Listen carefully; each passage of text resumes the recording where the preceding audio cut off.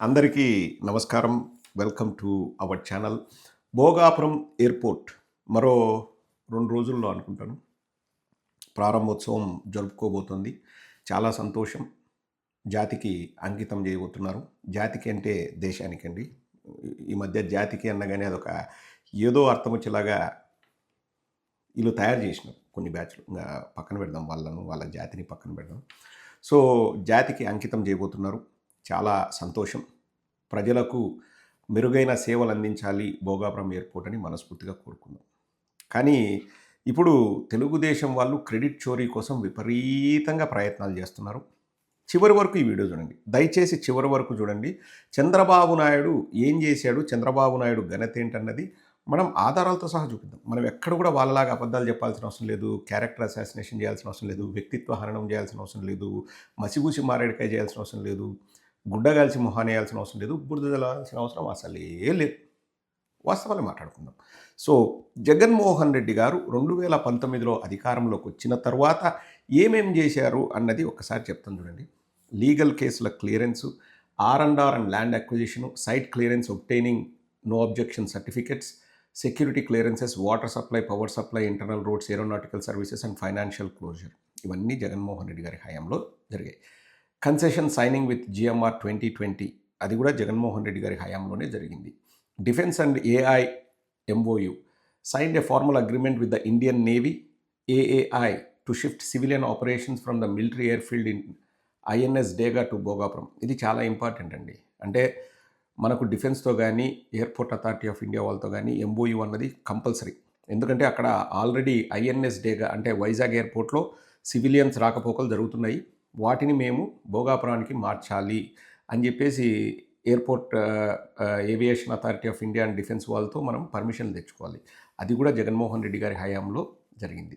ఇంకా foundation and work commencement ఎప్పుడు foundation stone వేసారు అంటే మే 3, 2023లో వైఎస్ జగన్మోహన్ రెడ్డి గారు ముఖ్యమంత్రిగా ఉన్నప్పుడు. అండ్ ఏం చేశారు అప్పుడంటే మొత్తం అన్ని క్లియరెన్స్లు, అన్ని నో అబ్జెక్షన్ సర్టిఫికెట్లు, అన్ని డిపార్ట్మెంట్ వాళ్ళతో అన్నీ మాట్లాడి మొత్తం అంతా చేసి మే 3, 2023 తేదీన శంకుస్థాపన చేశారు. ఎటువంటి శంకుస్థాపన అన్నది చంద్రబాబు చేసిండేది లాస్ట్లో చూపిస్తాను. కానీ ఒక్కసారి ఆ శంకుస్థాపన జరిగినప్పుడు గ్రంథి మల్లికార్జునరావు గారు ఏమన్నారో ఒక్కసారి వినండి. నా first airport Hyderabad airport Shri Rajasekhara Reddy గారు ఫౌండేషన్ వేశారు. మళ్ళీ ఆయనే సీఎంగా ఉంటూ ఇనాగ్రేట్ చేశారు. మా ఢిల్లీ ఎయిర్పోర్టు రాజశేఖర రెడ్డి గారే వారితో పాటు వచ్చి ఇనాగ్రేట్ చేశారు. వారు ఈ రోజుని అది భగవంతుడి నిర్ణయం చేయదు. వారి తనయుడు జగన్మోహన్ రెడ్డి గారు వారి అమృత హస్తాలతో ఈ రోజుని నాకు ఫౌండేషన్ అయ్యింది. అది రెండు సంతోషమైంది నిజంగాను. వారే దీన్ని మళ్ళీ ఇనాగరేట్ చేయాలని నేను భగవంతుడిని కోరుకుంటున్నాను నేను. సో అన్ని క్లియరెన్సులతో అన్నీ చేసి ఎలక్షన్ స్టంట్స్ కాదు, ఏం కాదు. ఆ రోజు మే 3, 2023 తేదీన శంకుస్థాపన చేసినప్పుడు జూన్ 2026కి పూర్తి చేస్తాము అని చెప్పేసి ఆ రోజు గ్రంథి మల్లికార్జునరావు గారు ఆన్ రికార్డ్ చెప్పారు. ఇక్కడ ఏ ప్రభుత్వం ఉంది, ఏ ప్రభుత్వం లేదు కాదు. సో ఖచ్చితంగా మేము 3 ఏళ్లలో ఈ ప్రాజెక్ట్ని కంప్లీట్ చేస్తామని వాళ్ళు చెప్పారు. సో అప్పటి నుంచి పనులు ప్రారంభమయ్యాయి. 3 ఏళ్లలో అది పూర్తింది. ఇంకా ఒక గమ్మత్తైన విషయం కూడా ఇక్కడ చెప్పాలండి. జగన్మోహన్ రెడ్డి గారు ఒక అలాట్ చేసిన ల్యాండ్స్ అంటే ఇది ఇంతకుముందు ప్రభుత్వం అలాట్ చేసిన ల్యాండ్స్లో 500 ఎకరాలు వెనక్కి కూడా తీసుకున్నారు. ఇప్పుడు మళ్ళీ అది ఇచ్చేశారు. ఎందుకు 500 ఎకరాలు వెనక్కి తీసుకున్నాడన్నది కూడా నేను చెప్తాను చూడండి. Andhra government to take back 500 acres allotted for Bhogapuram airport near Vizag. ఎప్పుడు 12 జూన్ 2020లో 500 ఎకరాలు వెనక్కి తీసుకున్నారు. ఎందుకు అంటే during YSRCP time 500 acres has been taken from GMR for future commercial purpose which was planned to be commercialized after completion such that 1,200 crores incurred can be recovered by selling this 500 acres which was later given away by this TDP government. So project వ్యయం 1,200 కోట్లు.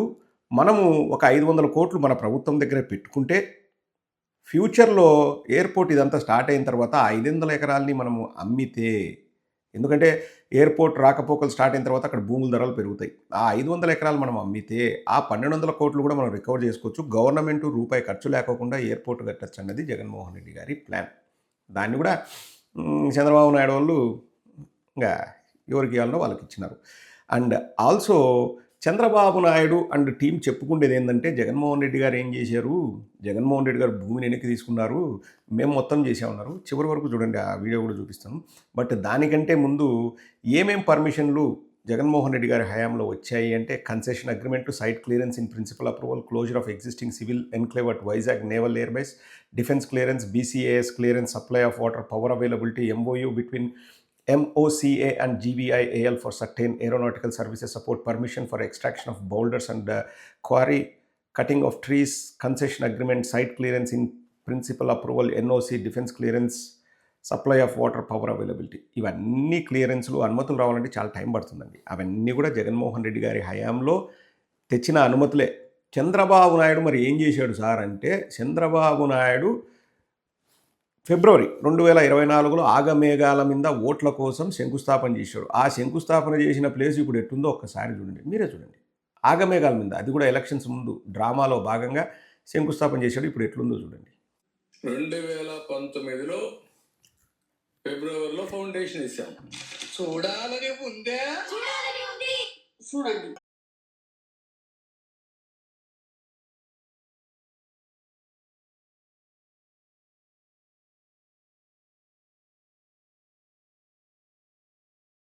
ఏదో పెద్ద కళాఖండం గీసినట్టు buildup ఇచ్చావు. ఏంటమ్మా ఇది?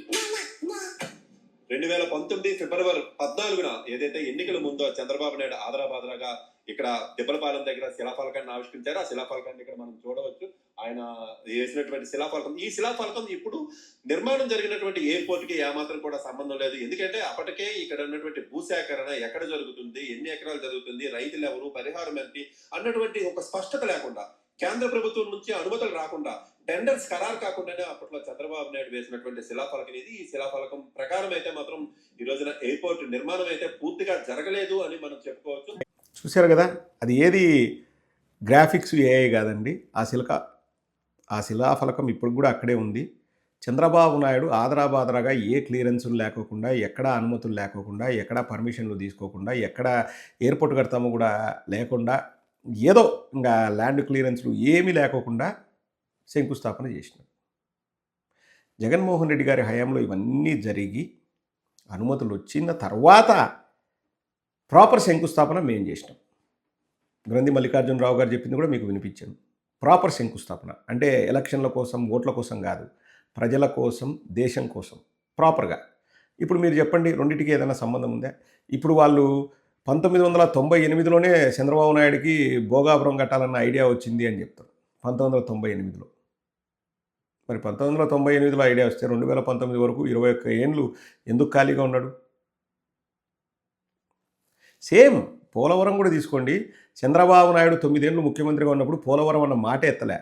రాజశేఖర రెడ్డి గారు వచ్చేసి ఎప్పుడో 1983లో శంకుస్థాపనలో ఏదో, అప్పుడు అంజయ్య గారు ఉన్నప్పుడు 82లోనో ఎప్పుడో శంకుస్థాపన చేశారు పోలవరానికి. తర్వాత అది అటకెక్కింది, ఎవ్వరు పట్టించుకోలే. రాజశేఖర రెడ్డి గారు వచ్చేసి పర్మిషన్లు వచ్చినప్పుడు వస్తాయి, మనము ముందు మొత్తం అంతా right bank canal, left bank canal మనం చేసుకుంటూ పోదాము, ఎందుకంటే ఈ ఎన్వైర్మెంటల్ క్లెయిమ్స్ అవి రావాలని టైం పడుతుంది, కానీ ప్రాజెక్ట్ అన్నది మొదలు పెడితే కానీ అది పనులు జరగవు అని చెప్పేసి మొత్తం right bank canal, left bank canal మొత్తం తవ్వుతూ మనము అక్కడ దాకా వెళ్దామని డ్యామ్ దాకా వెళ్ళి అక్కడ కూడా అన్నీ ఆ టైంలోనే అనుమతులు తీసుకొచ్చి ఇవన్నీ చేయడం స్టార్ట్ చేసాడు రాజశేఖర రెడ్డి గారు. తర్వాత కాంగ్రెస్ వాళ్ళు కూడా కొనసాగించినట్టున్నారు అంతో కొంత. మళ్ళీ చంద్రబాబు నాయుడు వచ్చేసి ఇంకా పోలవరానికి నేనే తాతను తండ్రి, సోమవారం పోలవరం అని 14 నుంచి 19 వరకు డ్రామాలు చేసి ఆ డయాఫ్రమ్ వాళ్ళు ముందు కట్టి కాఫర్ డ్యామ్లు సరిగా కట్టక కాఫర్ డ్యామ్లో బొక్కలు పెట్టి, ఎందుకు బొక్కలు పెట్టారంటే ఈజీ కట్టిండొచ్చు, కానీ కాఫర్ డ్యామ్లు పూర్తి కడితే నీళ్లు నిల్వ ఉంటే వెనకాల గ్రామాలు, భద్రాచలం దాకా గ్రామాలు మునుగుతాయి. R&R ప్రకటించలేదు, ఎందుకంటే R&R ప్రకటించడానికి డబ్బులు లేవు. సో బొక్కలు పెట్టాడు. ఆ బొక్కల్లోంచి నీళ్లు పోయి కాఫర్ డ్యామ్ను నాశనం చేసింది. సేమ్ అట్లే ఉంటాయి, పనులన్నీ అట్లే ఉంటాయి. Guinness book of world record లేకపోతే పిన్నిస్ బుక్ ఆఫ్ వరల్డ్ రికార్డ్ అని చెప్పేసి ఏదో ఒక రోజులోనే ఇది వేసినాం అది వేసినాం అని చెప్పేసి గిన్నీస్ బుక్ అని చెప్పేసి డబ్బా ఎలక్షన్ల ముందు. అది డబ్బానే. ఎలక్షన్ల ముందు ఇటాటివి పసుపు కుంకుమని ఇటాటివని అటాటివని ఉదరగొట్టాడు. ఒక దాంట్లో నిజం లేదు. భోగాపురం అంతా బోగస్. చంద్రబాబు చెప్పే భోగాపురం అంతా బోగస్. అన్ని అనుమతులు తీసుకొచ్చి శంకుస్థాపన చేసి గ్రంథి మల్లికార్జునరావు గారు మాట్లాడిందే చూపించాను కదండి, వాళ్ళే పూర్తి చేశారు. మరి చంద్రబాబు నాయుడు 2019 ఫిబ్రవరిలో శంకుస్థాపన చేసి ఎవరికి పనులు అలాట్ చేసినాడు? ఎవరికి ఇచ్చినాడు? ఏదైనా చేసినాడా? మార్చిలో ఎన్నికల కోడ్ వచ్చింది. ఏప్రిల్ 11 ఎలక్షన్ జరిగినాయి 2019లో. ఎవరికి ఇచ్చినావు? ఏం పనులు చేసినావు నువ్వు? ఏం పనులు చేసినావు? ఏదైనా అండి, ఒక వ్యవస్థ రావాలంటే అగ్రిమెంట్లు, క్లియరెన్సులు ఇవన్నీ చాలా చాలా టైం పడుతుంది. 50% ఆఫ్ ద టైం దానికే సరిపోద్ది. ఇంకా చంద్రబాబు ఏం చేసినాడు? గ్రంథి మల్లికార్జునరావు గారికి అప్పచెప్తే వాళ్ళు పూర్తి చేశారు. అండ్ విమానయాన శాఖ ఎవరి అధీనంలో ఉంటుంది? కేంద్రం అధీనంలో ఉంటుంది. ఇంకా చంద్రబాబు నాయుడు ఘనత ఏముందిడా?